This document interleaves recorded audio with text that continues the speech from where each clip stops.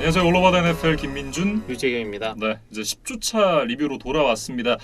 빠르게 시작을 해볼까요? 네, 일단 첫 번째 경기 Thursday Night Football이었던 볼티모어 레이븐스와 마이애미 돌핀스의 경기부터 한번 살펴보도록 하겠습니다. 이 경기 22대 10으로 마이애미가 승리를 가져갔습니다. 이게 무슨 일이죠? 사실 10주차 첫 경기부터 뭐 대이변이 벌어졌다 이렇게 이야기를 해야 될 것 같고, 사실 이제 돌핀스가 뭐 주전 쿼터백 문제도 있었고, 뭐 지난 시즌 이제 경고했던 수비까지 무너지면서 이번 시즌 내내 좀 실망스러운 모습을 보여주고 있었는데, 놀랍게도 이제 AFC 북부지구 선두를 달리고 있던 레이븐스를 잡았다. 네. 이게 좀 대이변이 일어났고, 사실 최근에 이 레이븐스와 돌핀스의 세 번의 맞대결 스코어가 레이븐스가 항상 대승을 거뒀었어요. 그렇죠. 16시즌에 38대 6, 17시즌에 40대 0, 그다음 이제 라마 잭슨이 데뷔를 한 이후였던 19시즌 1주차에도 59대 10으로 레이븐스가 이기면서 이 돌핀스에 좀 천적으로 굴림을 하고 있었거든요. 예. 근데 이제 이날만큼은 좀 결과가 달랐습니다. 참 놀라운 승리였다라고 얘기를 해야 될 것 같은데, 이날 이 경기 내내 좀 흐름 자체는 좀 지지부진했습니다. 특히 전반에는 좀 양 팀의 공격이 좀 잘 풀리지 않으면서 이제 로스코어링 게임으로 넘어갔는데, 이 자코비 브리셋이 부상을 당하면서 조금 이제 경기 내용에도 변화가 있었어요. 네, 그러면서 이제 자코비 브리셋이 아웃이 됐고 투아가 투입이 됐는데, 경기를 조질 거라는 예상과는 다르게 생각보다는 괜찮은 모습을 보여줬습니다. 그러니까 사실 뭐 투아가 실력에서 지금 밀려 있었다기보다 투아도 지금 왼쪽 손가락 쪽에 좀 부상이 있었어요. 근데 이제 투아가 또 왼손잡이니까 그렇죠. 이제 던지는 손의 부상은 굉장히 민감할 수 있잖아요. 그래서 팀에서 좀 투아를 보호하고 있었던 상황이었는데, 이 브리셋이 이제 뛸 수가 없는 상황이 되다 보니까 조금 이제 무리하게 투입을 했거든요. 예. 그래서 저도 좀 투아의 경기력에 대해서 큰 기대를 하지를 않았는데 어쨌든 후반에 수비의 도움까지 포함해서 팀의 승리를 이끌었다. 이제 그 점은 좀 칭찬을 해야겠습니다. 그렇습니다. 하지만 그것과는 별개로 투아가 앞으로 잘할 것인가? 이 부분에 대해서는 저는 좀 부정적인 것 같아요. 그러니까 이날 지금 기록을 보면 13번의 패스 시도에 8번의 성공, 158야드를 이제 던졌고, 그 경기 막판에 이제 쐐기를 박는 쿼터백 스닉까지 이제 성공을 시켰거든요. 예. 그래서 모처럼 좀 홈팬들의 응원을 받으면서 경기장을 빠져나갈 수가 있었는데, 이 좀 좋은 기분으로 이제 경기를 마친 것이 투아에게 좀 반전의 계기가 되지 않을까, 뭐 그런 기대를 좀 해봅니다. 네. 그리고 이제 굉장히 재밌는 장면 하나 있었죠. 로버트 헌트 선수가 어마어마한 또 플레이를 만들어냈는데 일리저블 리시버였기 때문에 정당한 플레이로는 인정을 받지 못했습니다만 굉장히 좀 재밌는 장면이 하나 연출이 됐습니다. 뭐 저도 이제 이 유튜브 영상에는 요 스틸샷 하나를 좀 제가 올려드릴 예정인데, 좀 설명을 한번 드려보면, 사실 그 4쿼터 초반에 이제 투아가 프레셔를 받는 상황에서 이제 황급하게 패스를 던졌는데 이게 그 오펜시브 라인맨 로버트 헌트에게 좀 엉겹결에 연결이 됐어요. 그런데 사실 헌트가 지금 198cm에 148kg, 엄청난 거구의 선수인데 이 공을 잡고 생각보다 기민한 움직임으로 엔드존으로 돌진을 하더니 그 레이븐스의 2명의 그 수비 선수의 태클을 받았는데, 뭐라고 해야 될까요? 공중제비를 돌았다고 해야 될까요? 그렇죠. 네, 그러면서 뭐 엔드존을 넘어가는 또 그런 아주 재밌는 장면이 있었어요. 네, 그 리플레이를 보시면 헌트 선수가 약간 공중에 떠 있는 상황에서 이렇게 팔을 뻗는 그런 장면이 있거든요. 그러니까 이거는 뭐 홉킨스나 뭐 훌리오 존스, 안토니오 브라운 같은 뭐 이런 엘리트급 리시버들이 좀 보여주는 장면이죠. 그렇죠. 그러니까 자신의 몸은 넘어가지 않아도 그 팔을 쭉 뻗어서 이제 공을 엔드존에만 넘기면 이게 터치다운이 연결이 되기 때문에 이거는 뭐 아주 고급 기술이다 이렇게 좀 말씀을 드려야 될 것 같은데, 네. 이 오펜시브 라인맨 헌트가 그거를 해냈다. 그래서 그 장면은 아주 순간적으로 잘 포착한 사진이 있더라고요. 근데 이제 앞서 말씀해 주신 대로 헌트는 이 플레이에서 이제 공을 받을 수 있는 자격 있는 리시버가 아니었기 때문에 그렇습니다. 뭐 이 플레이가 인정이 되질 않았고 결국 돌핀스가 이제 페널티를 받았어요. 그것과는 별개로 이 로버트 헌트 선수가 그 순간에 수비 선수들을 제치고 결국은 엔드라인까지 들어갔던 부분, 어떻게 보면 이 돌핀스 선수들의 승리에 대한 강한 열망을 좀 보여주는 단편적인 장면이 아니었을까라는 생각도 들거든요. 경기 후 인터뷰를 살펴보니까 이 룰에 대해서 모르고 있지는 않았던 것 같아요. 그렇죠. 근데 네. 일단은 이제 공이 날라왔고, 내가 이거를 뭐 잡지 않거나 뭐 튕겨냈을 때 이게 인터셉션이 되는 것보다는 일단 내가 잡아서 처리를 하는 게 더 낫다고 일단 판단을 했고 네. 일단 잡은 김에 그냥 엔드존을 달려갔다고 일단 설명을 했어요. 그래서 사실 헌트가 지금은 굉장히 거구지만 고등학교 시절에는 뭐 리시버와 타이트엔드로도 또 잠깐 뛰었던 적이 있다고 하더라고요. 예. 그래서 아마 그때 연마했던 기술이 좀 몸에 남아 있었던 것이 아닌가 뭐 그런 생각이 들었습니다. 역시 몸으로 배운 건 쉽게 잊혀지지는 않는 것 같아요. 그래서 뭐 헌트가 아주 재미있는 장면 하나 만들어줬고 지금 이제 7연패 뒤에 2연승을 달리게 된 돌핀스예요. 그래서 네. 사실은 좀 늦었습니다. 예, 지금 이제 3승 7패밖에 되질 않기 때문에 뭐 기적적인 플레이오프 진출 이런 거를 꿈꾸기는 좀 어렵지만 어쨌든 남은 시즌 좀 팀을 정상화하는 작업을 해야 될 것 같아요. 예. 그러니까 뭐 패배를 쌓아서 드래프트 픽을 얻는 것도 좋지만 지금 이제 돌핀스가 좀 뭔가 좀 어긋나 있기 때문에 그렇죠. 일단은 좀 승리를 쌓아가면서 내년 시즌을 위한 좀 초석을 다졌으면 좋겠습니다. 더군다나 지금 이 선수들 구성을 보면 이 성적과는 어딘가 어울리지 않거든요. 그렇기 때문에 조금 더 팀적으로 플레이를 그리고 경기를 치러 나가는 게 좋지 않을까라는 생각을 좀 해봤습니다.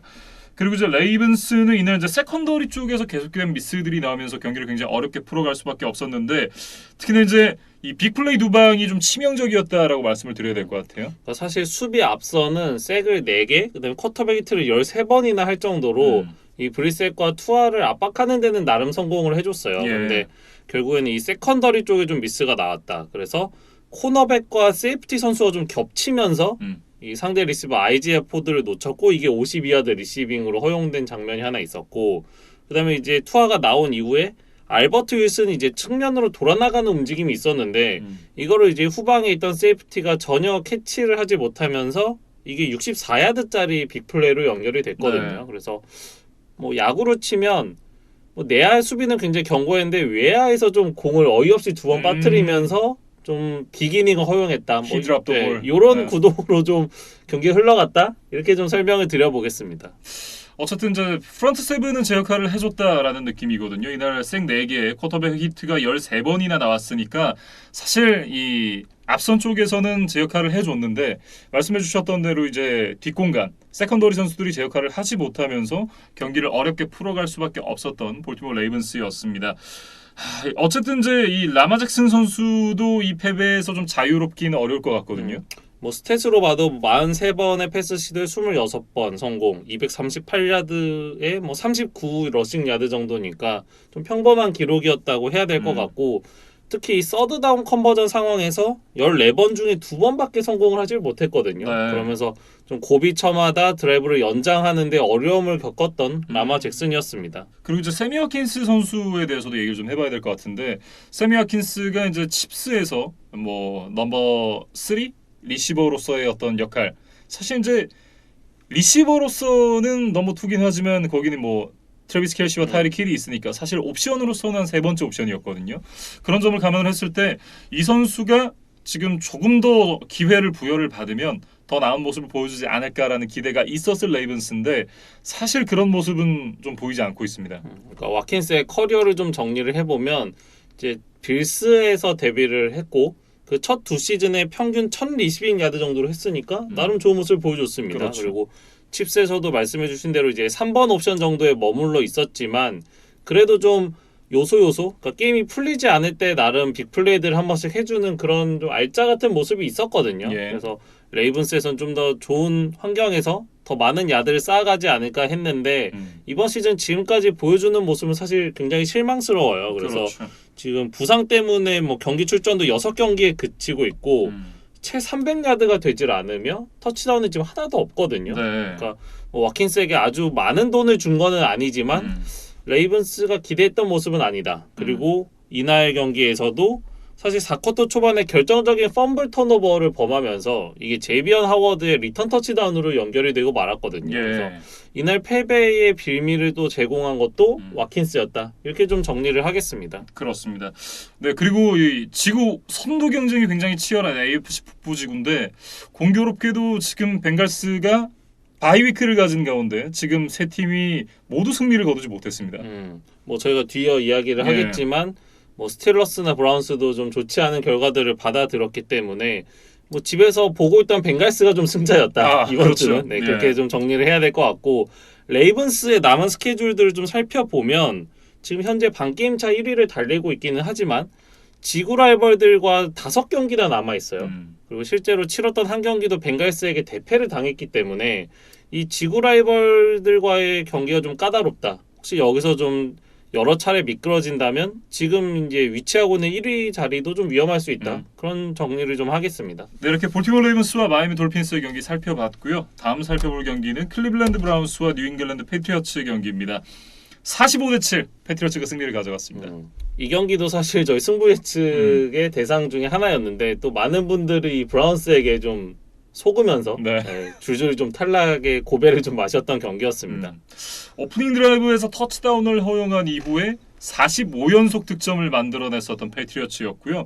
이날 이제 공수 양면에서 좋은 경기력을 보여주면서 승리를 가져갈 수가 있었습니다. 특히나 펀트가 한 번밖에 없었어요.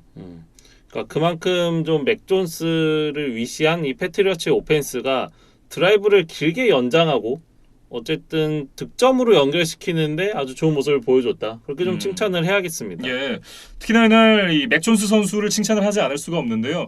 맥 존스 선수가 이날 3번의 90 플러스 야드 터치다운 드라이브를 만들어내면서 팀을 승리로 이끌었습니다. 이날 스탯을 보면 23번의 패스에 19번 성공. 그러니까 패스 실패가 4번밖에 없었습니다. 거기다 198야드에 3개의 터치다운.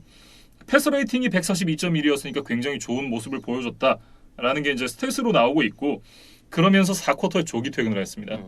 뭐 저는 이제 맥 존스의 여러 가지 플레이들이 다 좋았지만 그 중에서도 이제 한 장면만 꼽자고 하면 그 14대7에서 21대7이 되는 그 터치다운 장면. 이 켄드릭 본에게 던졌던 이 타이트 윈도우 패스가 굉장히 좀 인상적이었어요. 네. 사실 그 켄드릭 본 이제 2명의 브라운스 수비수들에게 둘러싸여 있었기 때문에 맞아요.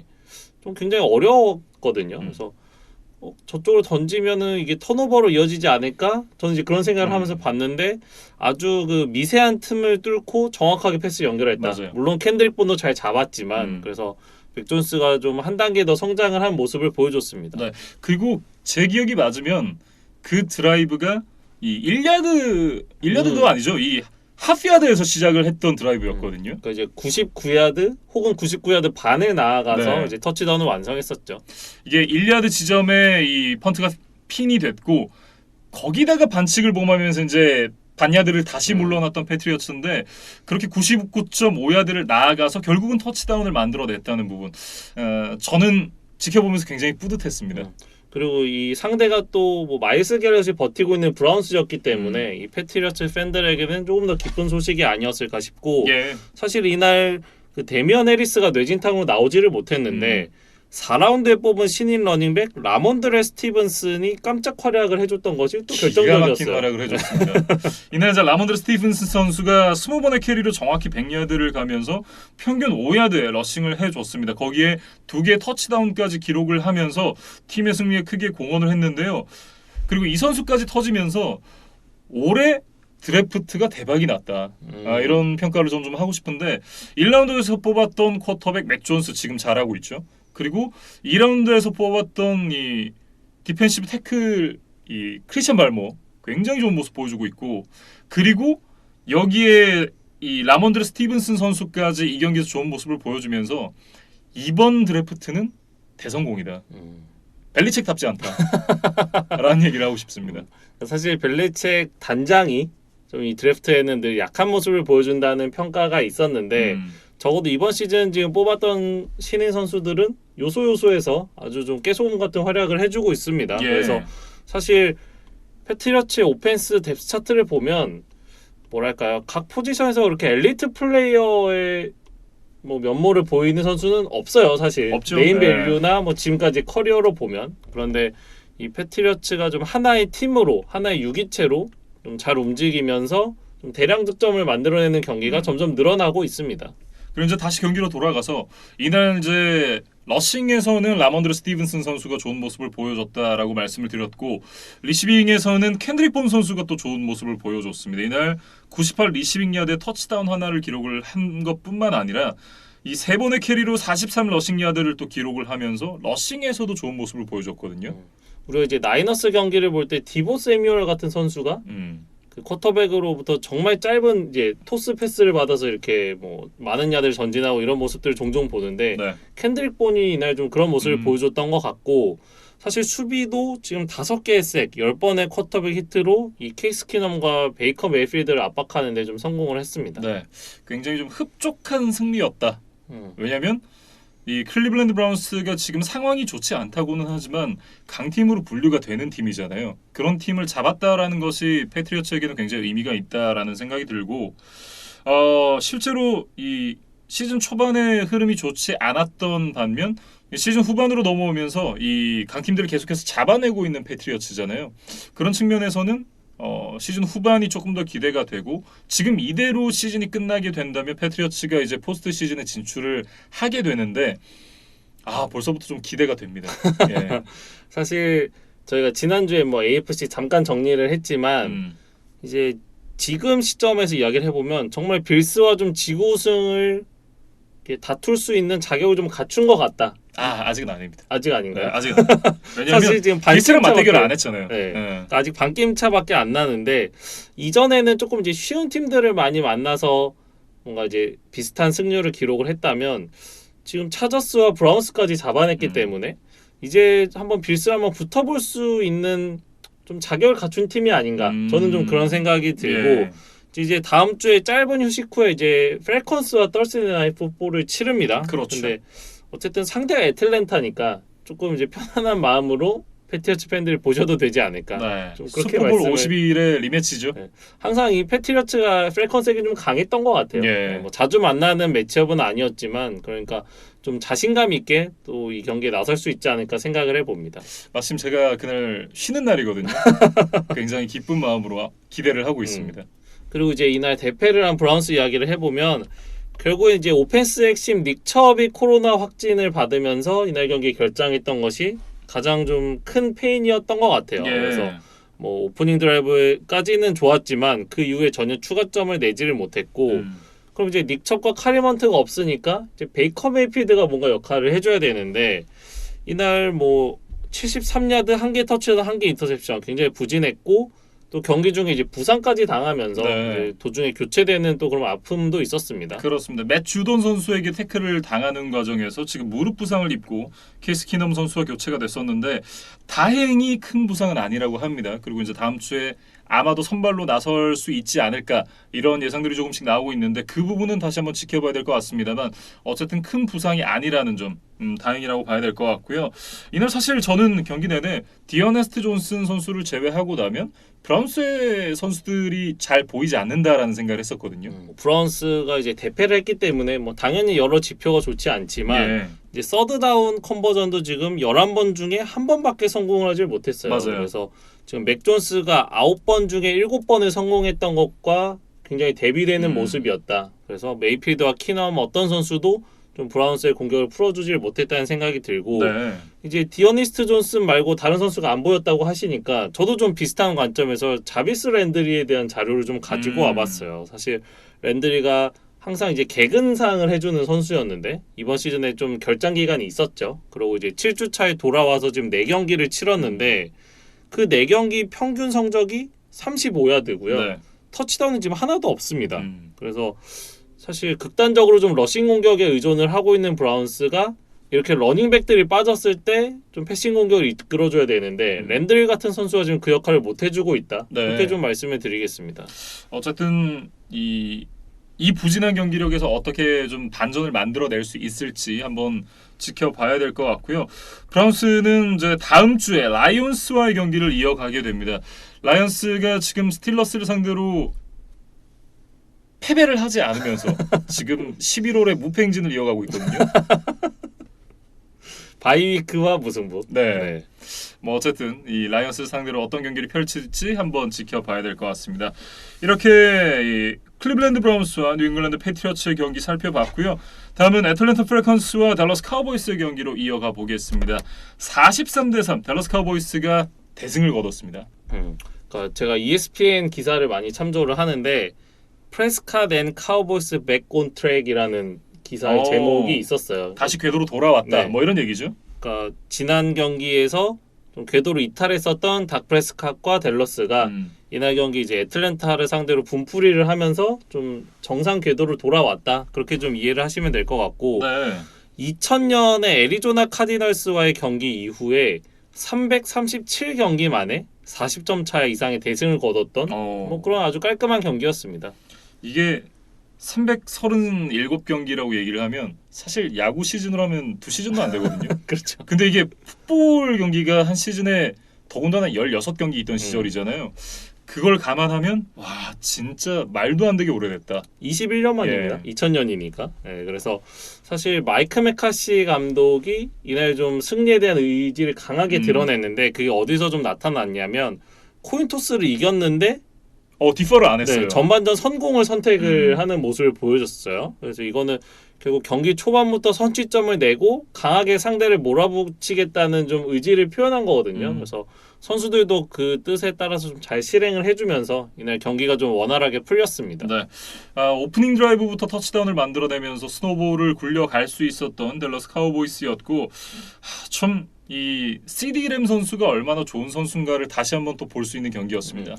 그러니까 사실 먼저 뽑힌 레이더스의 헨리 럭스가 사실상 지금 은퇴 수순을 밟고 있는 그렇죠. 것과는 아주 대비되는 행보예요. 그래서 이날도 프레스카트 후 CD 램이 이제 2개 터치다운을 전반에 만들어줬고 여기에 이지킬 엘리엇도 짧은 야드를 이제 뚫어주면서 2개의 러싱 터치다운을 추가했고 또 전반 막판에 이제 펀트 블럭 터치다운에 2포인트 컨버전까지 추가를 하면서 전반에만 무려 36대 3이었습니다. 그래서 후반은 뭐 사실상 큰 의미가 없었던 경기였어요.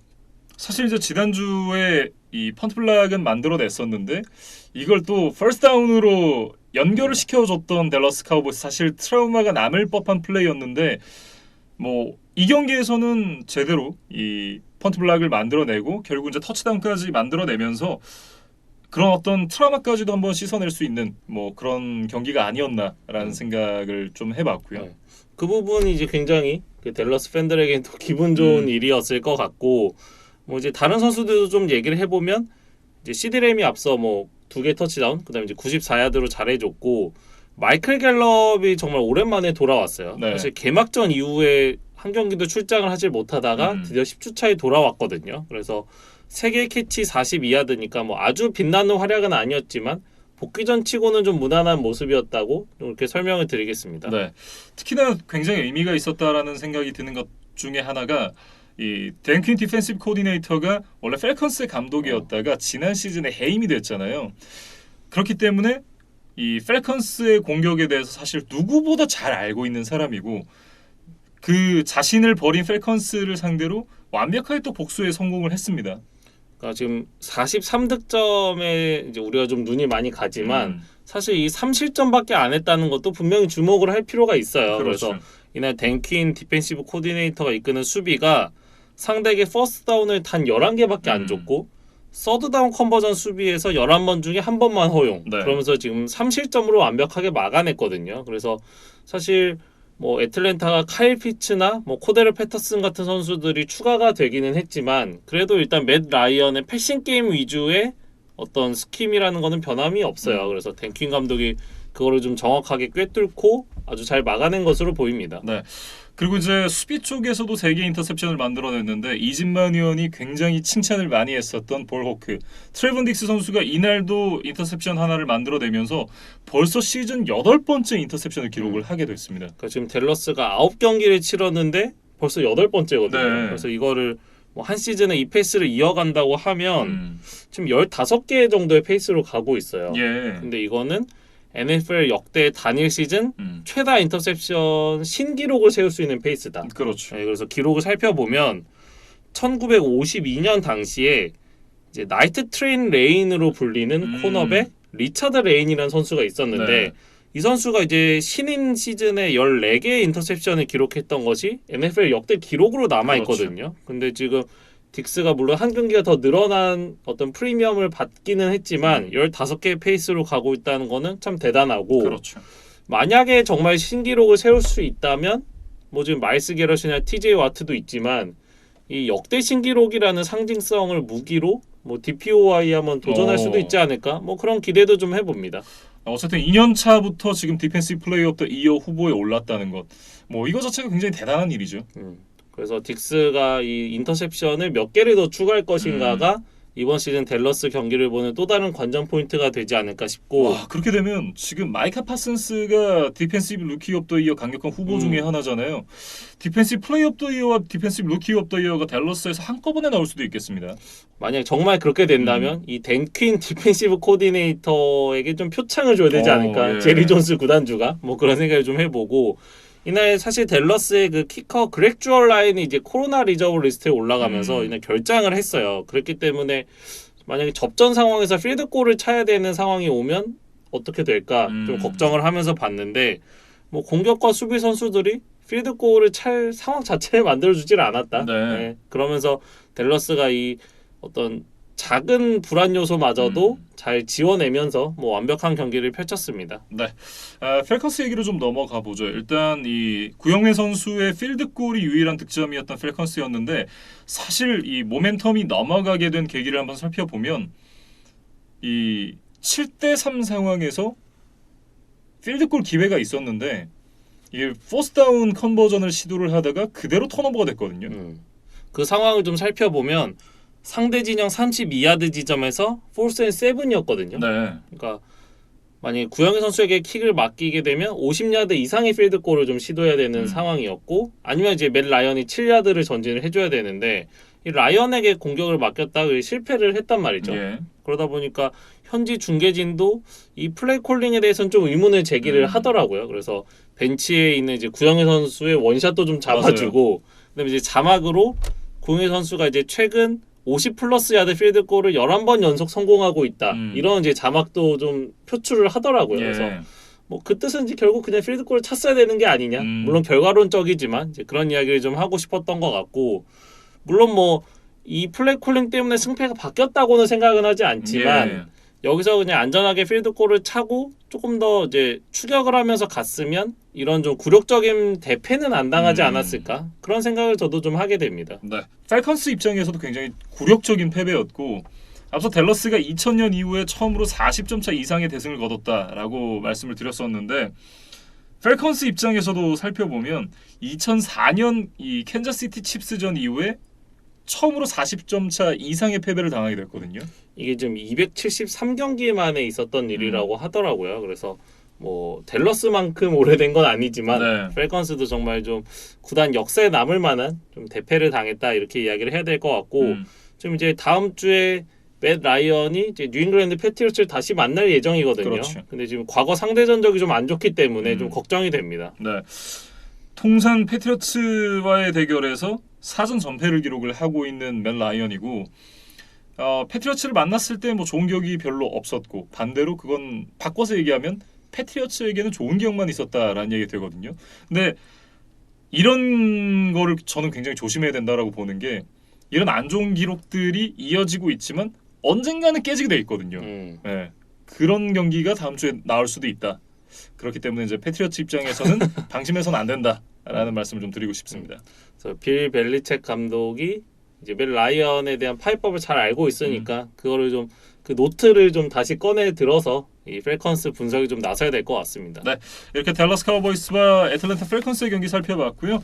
다음은 버팔로 빌스와 뉴욕 제츠의 경기로 이어가겠습니다. 이 경기 45대 17로 빌스가 승리를 가져갔습니다. 저희가 이 초반에 살펴드리는 이 네 경기가 전부 좀 원사이드한 경기였어요. 저희가 이제 Thursday Night Football을 먼저 다루고 그다음에 이제 다음 주 Thursday Night Football을 할 팀들을 먼저 좀 다루고 그렇죠. 그다음에 이제 그 NFL에서 경기 순서대로 올려주는 그 순서대로 이제 저희가 좀 리뷰를 하는데 마침 좀 이렇게 접전 경기가 없었던 것 같습니다. 네. 그래서 사실 버팔로가 지난주에 이제 잭슨빌에게 충격적인 패배를 당한 이후에 뭐 나선 경기였기 때문에 제츠가 상대기는 했지만 좀 방심할 수는 없었어요. 근데 어쨌든 뭐 거품이 아니냐 뭐 이런 비판도 있었던 버팔로가 네. 그래도 정신을 빨리 차리고 이날 이제 지구 라이벌과의 원정 경기를 잘 치러냈습니다. 이날 빌스가 이제 앨런 선수의 어떤 부활과 함께 승리를 가져갈 수가 있었는데요. 이날 앨런 선수의 스탯을 보면 28번의 패스 시도에 21번의 성공, 366야드에 2개의 터치다운, 하나 인터셉션을 기록을 했습니다. 인터셉션 하나가 나오긴 했습니다만 뭐 경기에 영향을 줄 정도는 아니었다라고 말씀을 드려야 될 것 같고 사실 이 인터셉션의 원인도 살펴보면 스테펀 딕스 선수가 공을 못 잡으면서 인터셉션으로 연결이 됐거든요. 그러니까 지분은 사실상 스테펀 딕스 선수 쪽에 있다라고 봐야 될 것 같습니다.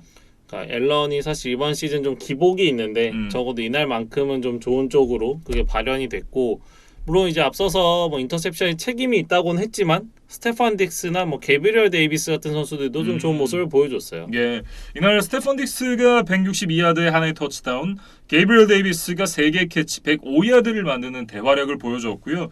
특히 이제 이 게이브리얼 데이비스 선수가 마이클 카터에게 패스 인터피리언스 반칙을 당하면서도 만들어냈던 그 캐치는 정말 뛰어난 집중력을 엿볼 수 있는 그런 플레이였습니다. 그러니까 지난 시즌만큼 지금 스테판 딕스에게 스포트라이트가 가고 있지는 않지만 이렇게 또 필요한 순간에는 스테판 딕스가 이제 자신의 클래스를 좀 보여주고 있고, 또 이제 러닝백진에서는 저는 이제 맷 브리다의 활약이 좀 반가웠거든요. 예. 지금 이제 게임 로그를 살펴보니까 거의 2달 만에 이제 경기에 출전을 했는데 나름 50 스크리미지 야드에 2개 터치다운을 해줬다. 그래서 뭐 나이너스 시절만큼은 아니지만 그래도 지금 러싱 공격이 좀 약한 빌스에게는 나름 소중한 이제 맷 브리다의 복귀였습니다. 그렇습니다. 그러면서 지금 맷 브리다를 포함해서 데빈 싱글테리, 잭 모스, 아이자 맥켄지 이런 선수들이 많은 러싱 야드를 기록을 하진 못했습니다만 각각 하나의 터치다운씩을 나눠 가지면서 또 팀의 승리에 공헌을 했습니다. 그래서 사실 조시 앨런도 인정을 했어요. 예. 지금 우리 팀이 이번 시즌 좀 롤러코스터를 타고 있다. 근데 어쨌든 중요한 거는 꾸준하게 높은 수준의 경기력을 유지하는 것이다 라고 이야기를 했거든요. 그래서 뭐 앨런도 자신들의 좀 문제를 잘 알고 있기 때문에 이날 경기를 이제 계기로 해서 이제 우리가 알던 빌스로 좀 돌아가야겠습니다. 네, 사실 이제 공격 측에서 롤러코스터를 심하게 타고 있긴 합니다만 수비만 놓고 봤을 때는 올 시즌 32개 팀 중에 단연 1위 팀이거든요. 그래서 이날도 이제 마이크 화이트를 상대로 무려 4개 인터셉션을 유도를 했고, 그 빌스의 코너백 그 리바이 월러스 인터뷰를 좀 살펴보면 빌스의 이제 수비 전략에 대한 좀 힌트를 줘요. 그래서 상대가 패스를 많이 던지게 일단 강제를 해놓고 그 공을 빼앗는 공격적인 수비를 하는 것이 지금 이번 시즌 빌스의 좀 컨셉이거든요. 그러다 보니까 이 마이크 화이트 같은 경험이 없는 쿼터백에게는 이 빌스의 전략이 좀 더 잘 통하는 것이 아닌가 그런 생각이 좀 들었습니다. 네, 어쨌든 그러면서 대승을 거둘 수 있었던 버팔로 빌스였고요. 지금 이 인터셉션을 많이 하고 있는 팀, 뭐 뉴잉글랜드 페이트리어츠도 있고 지금 달러스 카우보이스도 트레븐 딕스 선수의 이 맹활약에 힘입어서 굉장히 많은 인터셉션을 기록하고 있는데 이 두 팀을 제치고 지금 빌스가 인터셉션 1위입니다. 개인으로는 트레번 딕스가 1위지만 팀으로는 지금 버팔로가 1위더라고요. 그래서 뭐 빌스의 세컨더리에 좀 뭐 골고루 좋은 선수들이 많기 때문에 이런 이제 기록들이 좀 만들어지고 있는 것 같고, 한편 이제 다음 주 콜츠와 홈 경기를 치를 예정인데 오랜만에 이 마션 린치가 버팔로의 유니폼을 입고 나타날 예정이라고 하더라고요. 그래서 사실 뭐 많은 분들이 마션 린치는 이제 시애틀 시옥스의 레전드로만 알고 계시지만 이 린치가 사실 자신의 커리어를 시작했던 거는 이 빌스였어요. 친정팀이죠. 네, 그래서 뭐 한 첫 2시즌 정도 좋은 활약을 해줬던 바 있었는데 모처럼 이 린치가 이 버팔로를 방문해서 이제 팬들에게 인사도 하고 뭐 그 킥오프 전에 이제 좀 붐업을 시키는 뭐 그런 이제 일을 맡을 거라고 합니다. 그래서 다음 주 빌스 경기 오프닝에서 이 마션 린치의 좀 모습을 만나실 수 있을 것 같아요. 네, 제츠 얘기로 좀 넘어가 보죠. 2주 전까지만 해도 제츠의 희망으로 보였던 마이크 화이트 선수가 이날 4개 인터셉션을 던지면서 제츠 팬들의 어떤 희망까지 날려보낸 것이 아니냐라는 생각이 좀 들었고, 여기에 이제 펌블의 포스트다운 컨버전 실패까지 총 6개의 턴오버가 나오면서 제츠는 이날 이길 수 없는 경기를 했다. 이렇게 말씀을 드려야 될 것 같아요.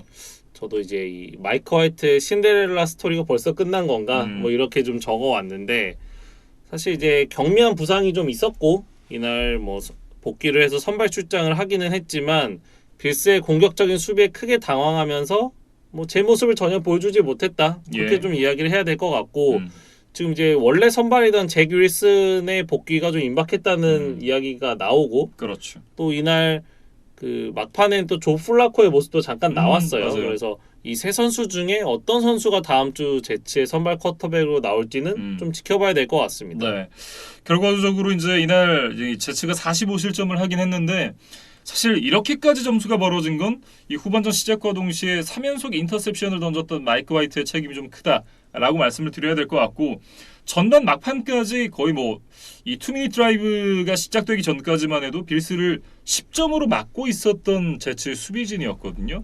그러니까 제가 전반을 보면서 생각을 했던 부분이 생각보다 제츠의 이 수비가 단단한데? 라는 생각을 하고 있었는데 이 전반 막판에 17점이 되는 이 터치다운을 기점으로 뭔가 수비가 그때부터 망가지기 시작했다라는 생각이 좀 들었었고 결국 공격에서 흐름이 끊어지면서 이 좋은 수비의 템포를 이어가기 어렵지 않았나라는 생각이 들었었는데 일단 좀 가능성은 좀 보여준 것 같다라는 얘기를 하고 싶고 이런 부분들을 어떻게 좀 더 끌어올릴 수 있느냐 이 제츠의 숙제가 되겠죠. 그러니까 제츠가 사실 최근 4경기에서 무려 175실점을 하고 있거든요. 이걸 지금 경기당 평균으로 나눠보면 43점 정도가 되는데 예. 이제 말씀해주신 대로 이게 뭐 수비진만이 너무 역량이 부족해서 지금 그런 것 같지는 않아요. 맞아요. 예, 그러니까 수비진도 분명히 책임이 있지만 공격 쪽에서 계속해서 뭐 드라이브가 빨리 끝나고 또 많은 턴오버를 범하고 있기 때문에 이게 수비에게 큰 부담이 되고 있거든요. 그렇죠. 그래서 이 제츠 같은 하위권 팀이 반등하기 위해서는 사실 공격이나 수비 한쪽만 이게 개선이 돼서는 쉽지가 않습니다. 그래서 서로 다 영향을 주고 예. 이제 하나로 움직이는 것이 팀이기 때문에 양쪽에 좀 더 신경을 써서 뭐 드래프트도 하고 뭐 외부 영입도 하면서 좀 이렇게 팀을 끌어올리는 전략을 좀 세워야 될 것 같아요. 네. 다음 주에 이제 마이애미와의 올 시즌 첫 번째 맞대결이 기다리고 있는 뉴욕 제츠입니다. 그 경기에서 좋은 모습을 보여줄 수 있을지 한번 확인을 해봐야 될 것 같습니다. 이렇게 이제 버팔로 빌스와 뉴욕 제츠의 경기까지 살펴봤습니다.